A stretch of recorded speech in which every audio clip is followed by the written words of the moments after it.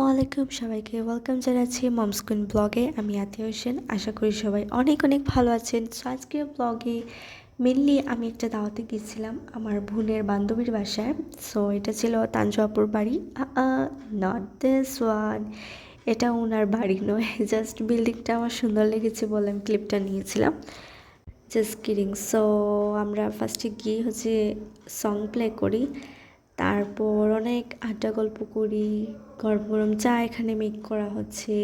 তানজু আপা আমাদেরকে আদর যত্ন করেছেন। অ্যান্ড আপুর একটা খুবই কমন ডায়লগ হচ্ছে, তুমি বিষ খাও আমি মরি। এটা আমার অনেক বেশি ভালো লেগেছিল।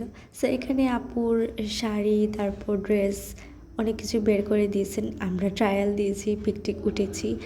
অ্যান্ড শাড়িটার পরে শেষ করে এখানে খাওয়া দাওয়া করা হয়েছে, অনেক অনেক ইয়াম্মি ইয়াম্মি আইটেমস ছিল, দেখতেই পারছেন আপনারা।